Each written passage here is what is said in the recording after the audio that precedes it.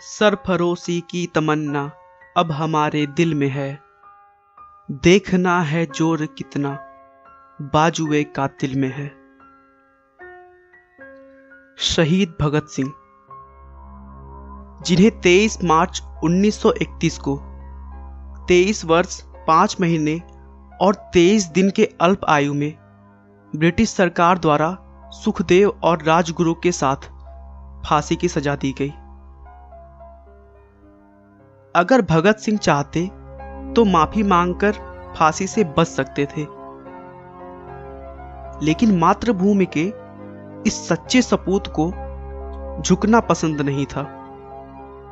उनका मानना था कि जिंदगी तो अपने दम पर जी जाती है, दूसरों के कंधे पे तो जनाजे उठा करते हैं।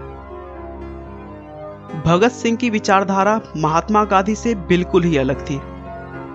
उनका मानना था कि अगर हमें आजाद होना है तो ईंट का जवाब पत्थर से देना ही होगा। वो कहते थे कि जब शक्ति का दुरुपयोग हो तो वो हिंसा बन जाती है, लेकिन जब शक्ति का प्रयोग किसी सही कार्य को करने में कर रहे हैं तो वह न्याय का एक रूप बन जाती है। दोस्तों, उन्होंने लिखा है, मेरे सीने में जो जख्म हैं वो सब फूलों के गुच्छे हैं। हमें तो पागल ही रहने दो, हम पागल ही अच्छे हैं।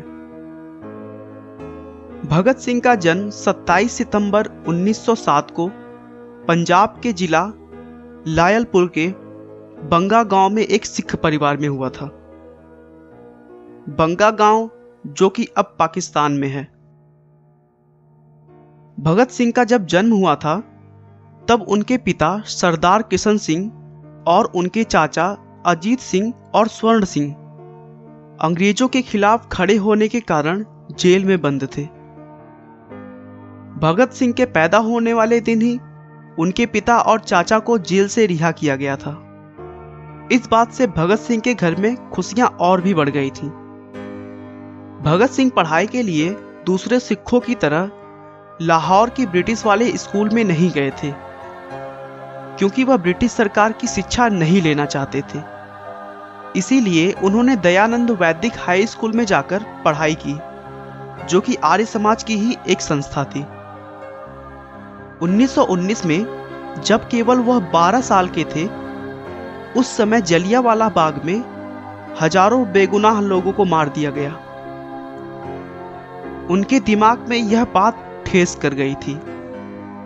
इसीलिए 14 वर्ष की आयु में ही अपने और अपने देश की रक्षा के लिए उन्होंने अंग्रेजों को मारना शुरू कर दिया था। वे हमेशा से ही गांधी जी के अहिंसक होने का विरोध करते थे, क्योंकि चौरी चौरा कांड में मारे गए बेकसूर लोगों के पीछे का कारण अहिंसक होना ही था।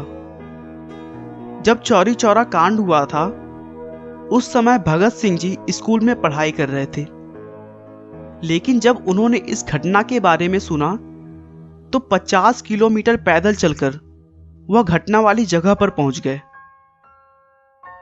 पहुंचने के बाद उन्होंने जो देखा वो सचमुच बहुत ही ज्यादा दर्दनाक था। भगत सिंह ने उन शहीदों का बदला लेने की ठान ली और खून से सनी हुई मिट्टी मुट्ठी में भरकर घर लेकर आए।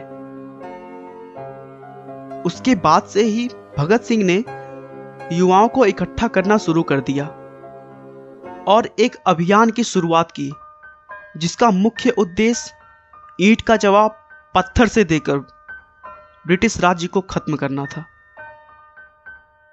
युवाओं पर भगत सिंह का बहुत बड़ा प्रभाव पड़ा और इसी प्रभाव को देखते हुए ब्रिटिश पुलिस ने मई 1927 में भगत सिंह को अपनी हिरासत में लिया।